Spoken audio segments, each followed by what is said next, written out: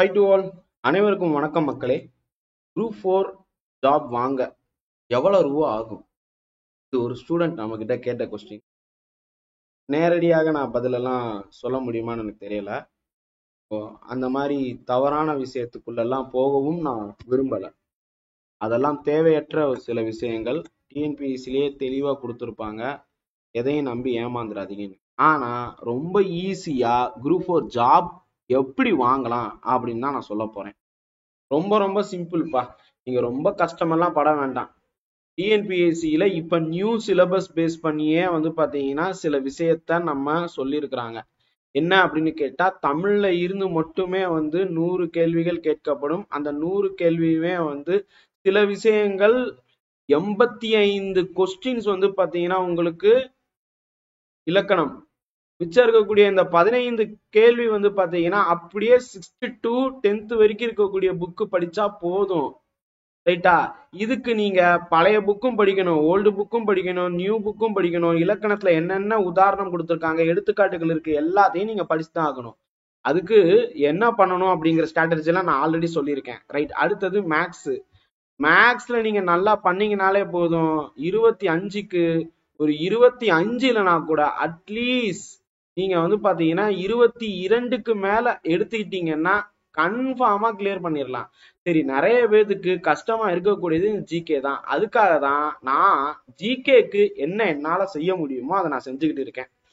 Okay, so ஜிகேல பாத்தீங்கன்னா 75 கேள்விகள் இருக்கு. இந்த 75ல நீங்க கன்ஃபார்மா, அதாவது எவ்வளவு கஷ்டம் வந்தாலும் ஒரு 60 கண்டிப்பா எடுத்தே ஆகணும். மிச்சம் இருக்கிறதுல அதாவது நீங்க இந்த ஒரு கொஸ்டின் பாக்குறீங்க, கொஸ்டின் பார்த்து 4 ஆப்ஷன் அடிக்கிறீங்க. உதாரணத்துக்கு இங்க பாருங்க, இங்க ஒரு கொஸ்டின் இருக்கு. இந்த கொஸ்டினை பார்த்து 4 ஆப்ஷன் அடிக்கிறீங்கப்பா.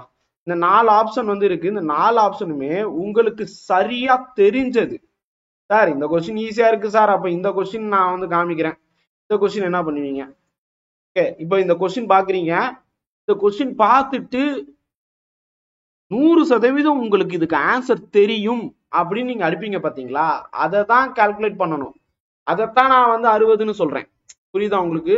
கன்ஃபார்மா எனக்கு தெரியும் அப்படின்னு சொல்லி இந்த இதுக்கு இதுதான் ஆன்சர், ஆப்ஷன் ஏ தான் இருக்கும், ஆப்ஷன் பி தான் இருக்கும், சி டி, இந்த 4ல இதுதான் அப்படின்னு சொல்லிட்டு நீங்க வைப்பீங்கல்ல, அந்த மாதிரி கன்ஃபார்மா தெளிவாக அடிக்கக்கூடிய கேள்விகள் 60 இருக்கணும் 75க்கு. அப்ப மிச்சம் இருக்கக்கூடிய 15 சார், அதுதான் நெகட்டிவ் கிடையாதுல்ல. நீங்க 15க்குமே ஏன்னு ஆப்ஷன் அடிச்சா கூட கண்டிப்பாக ஒரு 6 இதாவது கன்ஃபார்மா, 6 இல்லைன்னா 5ஆவது மினிமம் கிளியர் ஆகும். ஸோ அப்ப 65 நீங்க ஈஸியா பாத்தீங்கன்னா இந்த இதுல கிடைச்சிரும் உங்களுக்கு. ஓகே, ஜிகே பொறுத்த வரைக்கும் கன்ஃபார்மா 60 நீங்க தெரிந்து அடிக்க வேண்டியது. உங்க லக்குல பாத்தீங்கன்னா 65ஆ மாறும். பிளஸ் 5 65, 75க்கு 65 நீங்க எடுப்பீங்க. மேக்ஸ்ல கெஸ்ஸிங் எல்லாம் கிடையாது, கன்ஃபார்மா 22 அடிச்சே ஆகணும். ஓகேங்களா? தமிழ் பொறுத்த வரைக்கும் பாத்தீங்கன்னா நீங்க அந்த 15 கொஸ்டின் நச்சுன்னு அடிச்சு விட்டுறணும். அதே சமயத்துல இந்த 85 கேள்விகள் நம்ம சொல்லியிருந்தோம்ல, அந்த 85 கேள்விகள், அதாவது இலக்கணத்துல நீங்க பழைய புக்கு, புது புக்கு, அதுக்கப்புறம் நானே ஃபுல்லா தமிழ் டெட் அப்படின்னு சொல்லிட்டு ஒரு பிடிஎஃப் கொடுத்துருக்கேன். இந்த மாதிரி பாத்தீங்கன்னா எல்லாத்தையும் தொகுத்து ஒரு 1300 பக்கம் கொண்ட ஒரு தொகுப்பு நான் கொடுத்துருக்கேன். அந்த தொகுப்பு நீங்க பாத்தீங்கன்னாலே போதும், நீங்க ஈஸியா தமிழ்ல ப்ரீவியஸ் இயர் கொஸ்டின் பேப்பரை ரிவைஸ் பண்ணிடலாம். ஓகேங்களா? ஸோ அப்படி நீங்க கன்ஃபார்மாக ஒரு 90ஆவது நீங்க தமிழ்ல எடுத்தே ஆகணும். ஓகே, ஸோ இப்ப 90, 22, 65. ஸோ எப்படி பாருங்க, இங்க 7 வருமா, இங்க 15, 17, 177. 177 அடிச்சீங்கன்னா 177 அடிச்சீங்கன்னா உங்களுக்கு ஜாப் கிடைக்காதாங்க. தாராளமாக 200க்கு 177 ஈஸியா அடிக்கலாம். ஓகே, சோ இப்ப இதுக்கு நம்ம செய்ய வேண்டியது என்ன அப்படின்னு சொல்லி தான் நான் இங்க உங்களுக்கு காமிக்கிறேன். இந்த ஒரு தலைப்பு இருக்குல்ல, ஆட்சித்துறை அப்படின்னு சொல்லிட்டு 12th புக்ல காமிச்சிருக்கிறாங்க. இந்த 12ஆம் வகுப்பு புக் எடுத்தீங்கன்னா இதுல ஆட்சித்துறைன்னு இருக்கும். ஓகே, எக்ஸிகியூட்டிவ்னு இங்கிலீஷ்ல இருக்கும். ஸோ இத இன்னைக்கு நம்ம ப்ரிப்பேர் பண்றோம். ஓகேங்களா? அதாவது 18ஆம் தேதி ஆட்சித்துறை. ஓகே. ஸோ இன்னைக்கு டேட் வந்து பாத்தீங்கன்னா 18/2/2025. இன்னைக்கு இந்த இதை நீங்க படிச்சீங்கன்னா நல்லா யோசிச்சு பாருங்க. ஆட்சித்துறையில இருந்து அட்லீஸ்ட் ஒரு 3 கேள்விகள் கேட்பாங்க. சார் என்ன சார் 3 கேள்வின்னு சொல்றீங்க அப்படின்னு கேட்டா, ஆமாப்பா பாலிட்டியில இருந்து மொத்தம் குரூப் 4லயே வந்து பாத்தீங்கன்னா 15 கேள்வி கேட்க போறாங்க. அதுல இந்த தலைப்பை மட்டும் படிச்சீங்கன்னா 3 கேள்வி கன்ஃபார்ம். ஓகேங்களா? இந்த 3 கேள்வி கன்ஃபார்ம் அடிக்கிறதுக்கு இந்த புக்ல இருந்து நான் வந்து 69 கேள்விகள் கேட்டிருக்கேன். அந்த 69 கேள்விகள் தான் இங்க நான் கொடுத்திருக்கேன். நல்லா கவனிங்க. இந்த 69 கேள்விகள், இந்த 69 கேள்விகள் தமிழ் இங்கிலீஷ் ரெண்டுத்துலயுமே இருக்குப்பா. நான் தமிழ்ல மட்டும் கொடுக்கல, இது ஆங்கிலத்திலையும் கொடுத்திருக்கேன். ஓகேங்களா? சோ இதனுடைய பிடிஎஃப் எல்லாமே நம்ம கற்பது ஐஏஎஸ் உடைய டெலிகிராம்ல அவைலபிள். நீங்க பாருங்க, இந்த 69 கொஸ்டின்ஸும் நான் தமிழ் இங்கிலீஷ் ரெண்டுத்துலயுமே கொடுத்திருக்கேன். அதனுடைய பிடிஎஃப் இங்க அவைலபிளா இருக்கு. ஓகேயா? நீங்க டெலிகிராம்ல போங்க, நீங்க ஸ்கிரீன்ல ஸ்க்ரோல்ல போய் பாருங்க, அதுல இருக்கும். நீங்க டெலிகிராம்ல போய் சார் இன்னும் நிறைய என்னென்னமோ இருக்கு சார் அப்படின்னு சொன்னீங்கன்னா டெலிகிராம்ல போய் தேடுங்கப்பா. தேடினீங்கன்னா உங்களுக்கு கிடைச்சிடும். இதுதான் டெலிகிராம்கான லிங்க். நான் கீழேயும் கொடுத்துருக்கேன். எல்லா பிடிஎஃப்பும் 1 by 1 வந்து இருக்கும். நீங்க போய் பாருங்க, பார்த்து எடுத்துக்கோங்க. ரைட்டா? சார் இதுக்கான ஆன்சர் எங்க சார் கிடைக்கும்? ஏன்னா எல்லாமே கொஸ்டின் மட்டும் தான் நீங்க வச்சிருக்கீங்க. இதனுடைய ஆன்சர் நான் தான் சொல்லிட்டேன்ல. இதனுடைய ஆன்சர் வந்து டெய்லி வந்து பாத்தீங்கன்னா 7 மணிக்கு உங்களுக்கு நம்ம கற்பது ஐஏஎஸ் யூடியூப் சேனல்ல வரும். பயன்படுத்திக்கோங்க. ஆன்சர்ல நான் ஆன்சர் மட்டும் இந்த கொஸ்டினுக்கு வந்து பாத்தீங்கன்னா அரசியலமைப்பு தலைவர் யார்? ஜனாதிபதி. Option B. அடுத்த கேள்வி, இந்த கொஸ்டினுக்கான ஆன்சர் என்ன? ஆப்ஷன் இது. இந்த கொஸ்டினுக்கான ஆப்ஷன் என்ன அப்படின்னு ஒவ்வொன்று நான் ஆப்ஷன் மட்டும் சொல்ல மாட்டேன். ஏன் இது வந்து இருக்கு அப்படிங்கிற விஷயத்தையும் சொல்லுவேன், எக்ஸ்பிளனேஷன் பண்ணுவேன். இந்த எக்ஸ்பிளனேஷன் பண்றதுக்கு குறைந்தது 69 கேள்விகள். கொஞ்சம் யோசிச்சு பாருங்க. ஒரு கொஸ்டினுக்கு 30 செகண்ட்னு வைங்க. ஓகேங்களா? இங்க கிட்டத்தட்ட 70 கொஸ்டின் இருக்கு. ஓகே, ஒரு நிமிஷம்னா 60 செகண்ட். ஓகே, சோ அப்ப 70 அப்படின்னு சொல்லும் போது டிவைடட் பை 2 போடுங்க, எவ்வளவு வருதுன்னு பாருங்க. ஓகேயா? 30 இங்க 1 இருக்கும். இங்க கிட்டத்தட்ட வந்து 2 5s ஆர் ஓகேங்களா 35 நிமிஷமாவது வரும்ல. ஓகே, சோ 35 மினிட்ஸ் ஆவது கண்டிப்பாக இருக்கும் வீடியோ. சோ நாங்க வந்து 30 செகண்ட்ல முடியாது, கண்டிப்பா 1 நிமிஷமாவது போகும். ஏன்னா எக்ஸ்பிளனேஷன் பண்றோம். ஆன்சர் மட்டும் கொடுத்தா 35 நிமிடத்துல முடிஞ்சிடும். நம்ம எக்ஸ்பிளனேஷன் கொடுக்கறதுனால கண்டிப்பாக 1 மணி நேரமாவது அந்த வீடியோ இருக்கும். 1 hour பிளஸ். ஏன்னா ஒரு கிட்டத்தட்ட வந்து பாத்தீங்கன்னா 70 கேள்விகள், 70 கேள்விகளுமே 70 நிமிடம் ஆகுதுன்னு வச்சுக்கோங்க. 1 மணி நேரம் 10 நிமிடமாவது ஆகும். நம்மளுடைய கேள்விகள் பிளஸ் எக்ஸ்பிளனேஷன் நீங்க பாத்தீங்கன்னா தான் கன்ஃபார்மா கிளியர் பண்ண முடியும். சார் இது வந்து இந்த ஒரு டாபிக் மட்டும் தானா அப்படின்னு கேட்டா இல்ல. இது இப்ப பாலிட்டி வந்திருக்கா, சோ நீங்க இப்ப பிப்ரவரி 1ஆம் தேதியில இருந்து பாத்தீங்கன்னா சின்ன சின்னதா போயிருக்கும். 6th ஸ்டாண்டர்ட்ல இருந்து ஆரம்பிச்சிருப்போம். அங்க இருந்து பாத்தீங்கன்னா கொஞ்சம் கொஞ்சமா 12th வரைக்கும் போயிருக்கும். நீங்க 22வது நாள் பாத்தீங்கன்னு வச்சுக்கோங்க, தேசிய கட்டமைப்பின் சவால்கள் அப்படின்னு சொல்லிட்டு 12th ஸ்டாண்டர்டுடைய 7வது லெசன்ல நம்ம வந்து பாத்துட்டு இருப்போம். ஓகேங்களா? 7வது லெசன்ல போய் பாத்தீங்கன்னா இங்க பாருங்க, தேசிய கட்டமைப்பின் சவால்கள் அப்படி சொல்லிட்டு சுதேச அரசுகளின் ஒன்றிணைப்பு, அதுக்கப்புறம் மொழிவாரி அடிப்படையிலான மாநிலங்கள், அதுக்கப்புறம் மாநிலங்களுடைய மறுசீரமைப்புக்கு பிறகு இந்தியா எப்படி வந்திருக்கு, தேச கட்டமைப்பின் சமூக பொருளாதார அரசியல் சவால்கள் என்ன, தமிழ்நாடு மாநில உருவாக்கம் என்ன, இதுல இருந்து ஒரு கேள்விகள் கேட்பாங்க. ஆனா நம்ம வந்து குறைந்தது 70 கேள்விகள் கேட்டுருவோம். ஆக்சுவலா நான் 50 கேள்விதான் கேட்பேன்னு சொல்லியிருந்தேன். பட் இப்ப 70 கேள்வி ஆயிடுச்சு. ஓகேங்களா?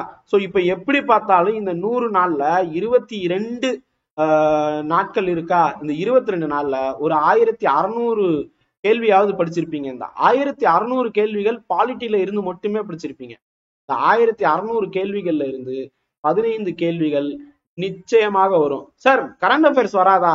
கரண்ட் அஃபேர்ஸ் தான் நம்ம டெய்லி கரண்ட் அஃபேர்ஸ் வீடியோ கொடுக்குறோம்ல, அதை பாத்தீங்கன்னாலே போதும். உங்களுக்கு 15க்கு 15 பாலிட்டியில் அடிக்கலாம். சரி, பாலிட்டி ஓகே. மற்ற சப்ஜெக்ட் இங்க பாருங்க, அடுத்த சப்ஜெக்ட் 23ஆம் தேதியில இருந்து ஆரம்பிக்குது. ஹிஸ்டரியில வந்து பாத்தீங்கன்னா உங்களுக்கு இந்த 19ஆம் நூற்றாண்டின் சீர்திருத்தங்கள் எல்லாம் கன்ஃபார்மா எந்த சப்ஜெக்ட்ல வரும்? யூனிட் 9ல நீங்க பார்க்கலாம். தமிழ்நாடு விடுதலை போராட்டம், தமிழ்நாட்டின் சமூக மாற்றங்கள், இதெல்லாம் யூனிட் 9 கீழே வரும். அதே மாதிரி அகழாய்வுகள் பத்தி எல்லாம் இருக்கு பாருங்க, யூனிட் 8ல வரும். அதுக்கப்புறம் ஹிஸ்டரியில வந்து பாத்தீங்கன்னா ஹிஸ்டரி ஐஎன்எம் ரெண்டுத்தையும் பேஸ் பண்ணி உங்களுக்கு குப்தர்கள் ஆரம்பிச்சு பாமினி முகலாயர்கள் மராத்தியர்கள் எல்லாமே கொடுத்துருக்கோம்ப்பா. காந்தி பக்கத்துல வரைக்கும் வந்திருக்கும். இந்திய தேசிய இயக்கத்தின் இறுதி கட்டம், காலனி ஆதிக்கத்துக்கு பிந்தைய இந்தியாவின் மறுகட்டமைப்பு, இது வரைக்கும் 48 வரைக்கும் பாத்தீங்கன்னா உங்களுக்கு ஹிஸ்டரி அண்ட் ஐஎன்எம் சேர்ந்தே வந்துடும். அதுக்கடுத்து 49வது லெசன்ல இருந்து இந்தியா மற்றும் தமிழ்நாட்டின் வேலை வாய்ப்புகள் பொருளாதாரம் வருது. யூனிட் 9 புதுசா அப்டேட் பண்ணி யூனிட் 5ன்னு பொருளாதாரமும் பழைய அட்மினிஸ்ட்ரேஷனும் சேர்த்து தானே கொடுத்துருக்காங்க. ஸோ அப்ப எக்கனாமிக்ஸ்ல இருந்து எவ்வளவு கேள்விகள் வரும்னு பாத்துக்கோங்க. அதாவது குறைந்தது 20 கேள்விகள் யூனிட் 5ல இருந்து சொல்லியிருக்காங்க. 5 and 6 20 + 20 40. ஸோ அப்ப அந்த இதுல இருந்து அதாவது எக்கனாமிக்ஸ்ல இருந்து ஒரு 5க்கு மேல கேள்விகள் இல்லைன்னா ஒரு 8 கேள்வியாவது கேட்டுருவாங்க. ஸோ அதுக்கு இந்த ஸ்கூல் புக் எல்லாம் பார்க்கணும். 49ல இருந்து ஃபுல்லா நீங்க வந்து படிச்சுட்டு வரணும். ஓகேங்களா? பொருளாதாரம் எந்தெந்த பொருளாதாரம் எடுத்திருக்கோம்? 9th ஸ்டாண்டர்ட், 10th, 11th, அதுக்கு அடுத்து பாத்தீங்கன்னா உங்களுக்கு தேசிய வருவாய், வங்கியியல், பன்னாட்டு பொருளாதார அமைப்பு, நிதி, இது வரைக்கும் இந்த 12th ஸ்டாண்டர்ட் 9th. ஓகேங்களா? சோ இது வரைக்கும் பாருங்க. சாரி, பொருளாதார திட்டமிடுதலும் வளர்ச்சியும், இது பாலிட்டி பேஸ் பண்ணி இருக்கக்கூடியது. இது வரைக்கும் பாருங்கப்பா. இது வரைக்கும் உங்களுக்கு ஃபுல் அண்ட் ஃபுல் வந்து 67வது நாள் வரைக்கும் ஃபுல் அண்ட் ஃபுல் எக்கனாமிக்ஸ் முடிஞ்சிடும். நீங்க வீட்டுல உட்காந்து 12th எல்லாம் படிப்பீங்களா? யோசிச்சு பாருங்க. இந்த தேசிய வருவாய் ரொம்ப ஈஸியான டாபிக் தான், இன்ட்ரெஸ்டிங்கான டாபிக். ஓகேங்களா? சோ நேஷனல் இன்கம்னா என்ன, நேஷனல் ரெவென்யூ பத்தி எல்லாம் படிக்கணும் அப்படின்னு நினைச்சீங்கன்னா நல்லா இருக்கும். அதே மாதிரி பிஸ்கல் பாலிசிஸ் பத்தியும் மானிட்டரி பாலிசிஸ் பத்தியும் கண்டிப்பாக படிக்கணும். பேங்கிங் சிஸ்டம் பத்தி படிக்கணும். 12th 6th லெசன்ல இருந்து கன்ஃபார்மா ஒரு கேள்வி இருக்குப்பா. இதெல்லாம் நீங்க வந்து படிச்சீங்கனாலே நீங்க ஈஸியா கிராக் பண்றதுக்கான வாய்ப்புகள் உண்டு. ஆனா எந்த கேள்வி எப்படி வரும் தெரியாது. சரி, அதுக்கு தான் நம்ம வந்து கேள்வியாவே நம்ம கொடுக்குறோம். இங்கிலீஷ் தமிழ் ரெண்டுலயுமே வந்து கேள்வியா கொடுக்குறோம். இந்த புக்ல இருந்து இவ்வளவுதான் கேள்வி எடுக்கவே முடியும். அதாவது இந்த ஆட்சித்துறை அப்படின்னு சொல்லி இங்க கொடுத்துருக்காங்களா, 12ஆம் வகுப்பு 3வது லெசன் பாலிட்டி அரசியல் அறிவியல்ல இந்த ஆட்சித்துறை என்ற தலைப்பில் இருந்து இதை தாண்டி கேள்விகள் எடுக்க முடியாது. வரவே வராதுன்னு நாங்க ஏன் கொடுக்குறோம்னா எடுக்க முடியாது. ஏன்னா 69 கேள்விகள் எடுத்துட்டோம். இந்த கேள்விகள் தாண்டி ஏதாவது ஒரு சில கொஸ்டின்ஸ் விடுபட்டு இருக்கும். ஆனா 99% ஆஃப் கொஸ்டின்ஸ் இதுக்குள்ளேயே அடங்கிரும். ஏன்னா நம்ம எழுதுறது குரூப் 4, நம்ம குரூப் 1 குரூப் 2 எல்லாம் கிடையாது. அப்ப வேணா நீங்க வந்து கொஞ்சம் தள்ளி மாறி போகலாம். பட் குரூப் 4க்கு இதை தாண்டி கேட்க போறது இல்ல. ஸோ இதை நீங்க படிச்சீங்கனாலே சுலபமாக இந்த ஹிஸ்டரியா இருக்கட்டும், ஐஎன்எம்ஆ இருக்கட்டும், யூனிட் பழைய யூனிட் 8, பழைய யூனிட் 9, எக்கனாமிக்ஸ், ஜியாகிரபி எல்லாத்தையும் படிச்சிடலாம். இங்க ஜியாகிரபியும் உங்களுக்கு வரும். மராத்தியர்கள் இதெல்லாம் வந்து திருப்பி அகைன் பாருங்க, அகைன் உங்களுக்கு ஹிஸ்டரி வரும். ஏன்னா வந்து இது எல்லாமே முகலாய பேரரசு இதெல்லாம் வந்து நீங்க படிச்சிருப்பீங்க.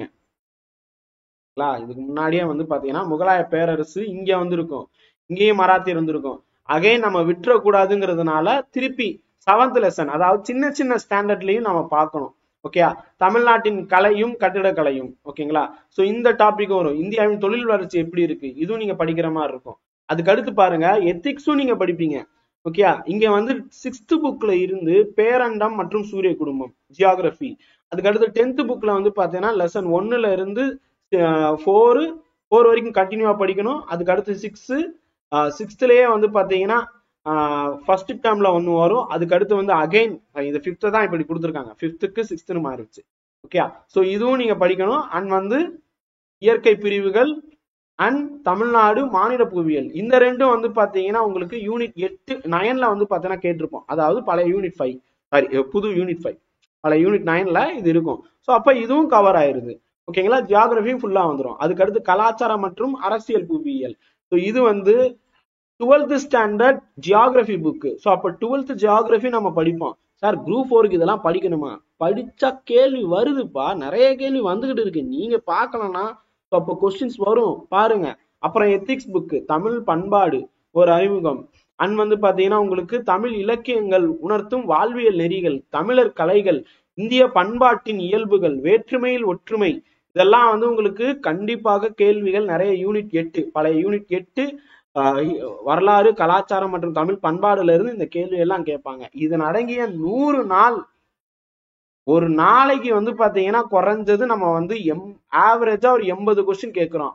100 நாள் அப்படின்னு சொல்லும் போது 8000 கேள்விகள் கண்டிப்பா வந்துடும். இந்த 8000 கேள்விகள்ல இருந்து 75 கொஸ்டின் கன்ஃபார்மா வரும் அப்படின்னு நம்புவோம். நிச்சயமாக இந்த 75ல 60க்கு மேல 65 வரைக்கும் நம்மளால எடுக்க முடியும்.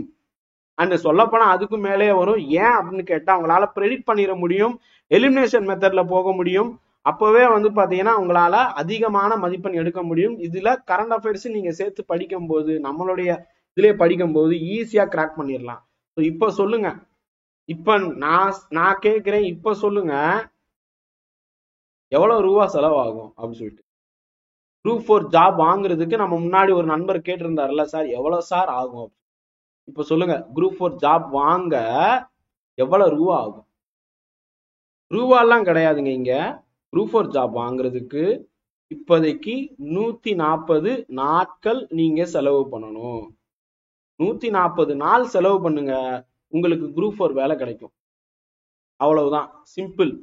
இதை தெரிஞ்சுக்கிட்டீங்கன்னா கற்பதேச ஃபாலோ பண்ணி டெய்லி வர்ற இந்த கொஸ்டின்ஸை பாருங்க. டெலிகிராம்ல PDF இலவசமாவே கொடுக்குறேன், பயன்படுத்திக்கோங்க. இது இலவசம் கிடையாது, இது உங்களுக்கு நான் செய்யும் பணி. நீங்க செய்ய வேண்டியது எல்லாம் ஒரே ஒரு விஷயம்தான், தொடர்ந்து படிக்க வேண்டும், இணைந்து படிக்க வேண்டும், கன்ஃபார்மா கிளியர் செய்தே ஆக வேண்டும். கன்ஃபார்மா கண்டிஷனா கட்டளையோட சொல்றேன், நீங்க கண்டிப்பா இந்த வர்ற குரூப் 4 கிளியர் பண்ணியே ஆகணும். கிளியர் பண்ணிடுவீங்க. கிளியர் பண்ணாம எங்க போயிட போறீங்க? கன்ஃபார்மா கிளியர் பண்ண போறீங்க. நம்ம பசங்க இந்த தடவை ரிசல்ட்ல எல்லாத்துக்கும் முந்தி இருக்க போறீங்க, அதுல எந்தவித சந்தேகம் கிடையாது. வாழ்த்துக்கள். இது சம்பந்தமான ஏதாவது இப்ப நான் சொன்னதை தாண்டி டவுட் இருந்துச்சுன்னா கீழே இருக்கக்கூடிய வாட்ஸ்அப் நம்பர்ல வாய்ஸ் மெசேஜ் பண்ணுங்க, டெக்ஸ்ட் மெசேஜ் பண்ணுங்க. நன்றி, வணக்கம், ஜெய்ஹிந்த்.